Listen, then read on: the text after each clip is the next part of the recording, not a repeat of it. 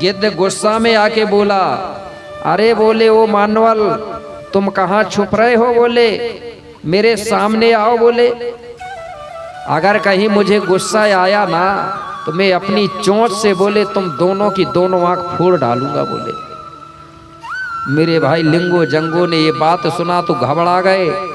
जंगो से कहने लगा, लिंगो बाबा जंगो दाई गिद्ध ने देख लिया, बोले चलो बोले गिद्ध के पास जाके हम क्षमा मांग ले, हमको गुफा दिखेगा। बोले चलो। अब ये पेड़ के किनारे पहुंचे लिंगो जंगो बरगद के पास, मतलब और उसी बरगद में वो गिद्ध रहता था जिसको बाबा शंभू ने पहरेदार बनाया था। लेकिन उस समय वहां गिद्ध नहीं था, उसके बच्चे थे। तो गिद्ध अपने बच्चों के लिए भोजन लेने के लिए कहीं बाहर चला गया था। अब लिंगो जंगो उसी पेड़ में चढ़ने लगे बरगद में। जैसे ये दोनों पेड़ के बीचों बीच गए मेरे भाई, और अचानक एक काला नांग आया जिसको गोंडी में तड़ास बोलते हैं। वो नांग आया और पेड़ में चढ़ने लगा लिंगो जंगो के नीचे से। अब लिंगो जंगो ने नीचे के तरफ देखे तो बोले, अरे हमारे पीछे से तो नांगदेव आ रहा है। जंगो दाई बोली, लिंगो बाबा ऊपर को चलो, बोले वो किनारे में आते जा रहा है। अब नागदेव भी पीछे पीछे चढ़ रहा है और लिंगो जंगो भी ऊपर को जाते जा रहे हैं। जैसे ही ऊपर पहुंचे तो उधर घोंसला था, उसमें गिद्ध के बच्चे थे। गिद्ध के बच्चों ने जैसे ही ये दो आदमियों को देखा, मतलब लिंगो जंगो को, तो गिद्ध के बच्चे घबराने लगे कि दो मानवल शक्ति आ रही है, दो लोग आ रहे हैं, हमको पकड़ेंगे, हमको ले जाएंगे। ये सोच के गिद्ध के बच्चे जोर जोर से चिल्लाने लगे। कोपार लिंगो बोला, बोले जंगो दाई बोले इधर मत आओ, बोले ऊपर को नहीं जाते, बोले ऊपर गिद्ध के बच्चे हैं, बोले हमको देख के डर रहे हैं, बोले नीचे उतरो। बोले नीचे उतरते हैं। जंगो दाई बोली, नीचे उतरते हैं, तुमको दिख नहीं रहा है क्या बाबा? नीचे से तो नागदेव आ रहा। बोले किधर नीचे उतरेंगे? बोले अरे बोले मैं तो भूल गया था। बोले क्या करें? तो बोले अब तो ऊपर को भी नहीं जा पा रहे हैं, बोले और नीचे भी नहीं उतर पा रहे हैं, बोले अब तो फंसे हैं, बोले पेड़ के बीचों बीच। बोले गोपार बाबा मेरे भाई आवाज का जादूगर था। आवाज का जादूगर मतलब अपने गले से कई प्रकार की आवाज निकालता था गोपार बाबा।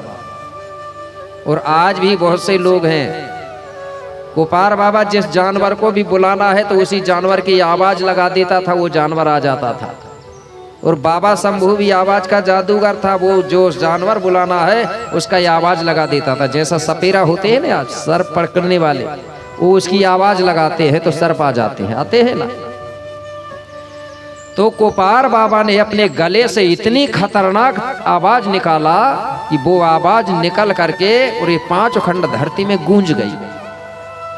और जो गिद्ध अपने बच्चों के लिए भोजन लेने गया था, वो गिद्ध ने एक आवाज को सुन लिया। गिद्ध घबरा गया कि बोले इतनी खतरनाक आवाज, बोले इतनी तेज आवाज, मेरे बच्चों को कुछ हुआ तो नहीं होगा। मेरे भाई गिद्ध भोजन लेने गया था, वो भोजन छोड़ छाड़ के तुरंत वहां से भागा और अपने बच्चों के किनारे आके बैठ गया और बच्चों से पूछने लगा। बोले थोड़ी देर पहले बोले बड़ी तेज आवाज से किसने चिल्लाया था? बोले बच्चे कहने लगे, बोले इस पेड़ में बोले 2 मानवल शक्ति आई है, बोले 2 लोग आए हैं कोई, उन्होंने चिल्लाया था। बोले लिंगो जंगो ने ये सुना और गिद्ध को देखा तो घबरा गए, ये पत्तों की आड़ में छुपने लगे। गिद्ध ने देख लिया छुपते हुए।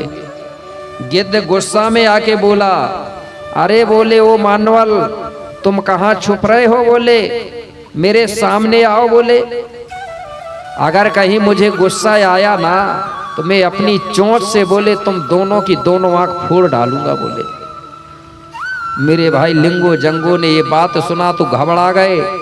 जंगो से कहने लगा, लिंगो बाबा जंगो दाई गिद्ध ने देख लिया, बोले चलो बोले गिद्ध के पास जाके हम क्षमा मांग लेंगे, बोले गलती माफी करवा लेंगे। बोले चलो। अब ये दोनों मेरे भाई गिद्ध के पास पहुंचे और हाथ जोड़ के कहने लगे, गिद्धराज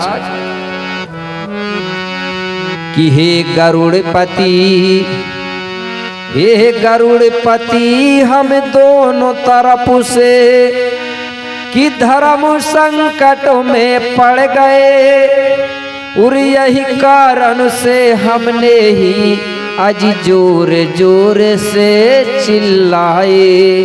क्या बोले? बोले गिद्धराज, हम दोनों बोले ये पेड़ के बीचों बीच धर्म संकट में फंसे हुए थे, इसलिए गिद्धराज हमने ही चिल्लाया था। बोले माफ कर दो। बोले क्यों चिल्लाए थे, इसका कारण क्या था? बोले गिद्धराज, जैसे ही हम ये पेड़ में चढ़े तो हमारे पीछे से भी एक नागदेव इस पेड़ में चढ़ गया। तो बोले हम ऊपर आने लगे तो ऊपर तुम्हारे बच्चे थे। बोले हमको देख के तुम्हारे बच्चे चिल्लाने लगे तो हम ऊपर भी नहीं आ पा रहे थे और नागदेव के कारण पेड़ से नीचे उतर भी नहीं पा रहे थे। हम दोनों बीचों बीच फंस गए बोले पेड़ के। इसलिए गिद्धराज मैंने ही चिल्लाया था। बोले जैसे ही मैंने चिल्लाया और आप लोग आए और आपको जब नागदेव ने देखा तो आपको देख के नागदेव पेड़ से उतर के भाग गया और हमारी जान बच गई गिद्धराज, इसलिए मैंने चिल्लाया था। बोले गिद्धराज, लेकिन अगर हम नहीं आते ना तो हो सकता था तुम्हारे बच्चों को वो नागदेव चढ़ के खा सकता था ना। हमारे आने से हमने चिल्लाए तो तुम आए और तुमको देख के नागदेव भाग गया, हमारी भी जान बच गई और हमारे आने से तुम्हारे बच्चों की भी जान बच गई। मेरे भाई गिद्ध ने धन्यवाद दिया दोनों को। बोले ये बात सही है, अगर तुम नहीं आते तो चिल्लाता कौन, और जब कोई नहीं चिल्लाता तो मैं भी नहीं आता और वो नागदेव मेरे बच्चों को खा जाता। तुम बोले धन्यवाद के पात्र हो। बोले अच्छा। बोले बताइए। बोले बाबा, इस पेड़ में तुम क्यों आए थे, यहां आने का कारण क्या था?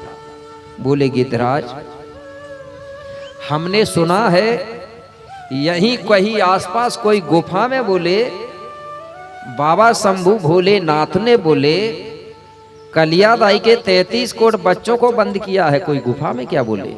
बोले हाँ। बोले गिद्धराज, हम वही पता करने आए हैं और हमने ये भी सुना है कि वहां की देखरेख करने वाले चौकीदार पहरेदार आप हो क्या? बोले हाँ, मैं ही देख रेख करता हूं। बोले तो बोले गिद्धराज, हम यही पता करने आए हैं कौन सी गुफा में बाबा ने बंद किया है। बोले वो गुफा हमको बता दो। तो गिद्धराज कहने लगा ठीक है। बोले आपको वो गुफा की पता चाहिए? बोले हाँ। तो गिद्धराज वही गुफा से वो पेड़ से बता रहा है लिंगो जंगो को। बोले देखो हे भाई देखो उधर, वहीं से बताया कि हे भाई देखो उधर, आज ऊंचा दिखे पहाड़ों और तहां भयानक है गुफा, आज दिन डूबा तो है द्वारो।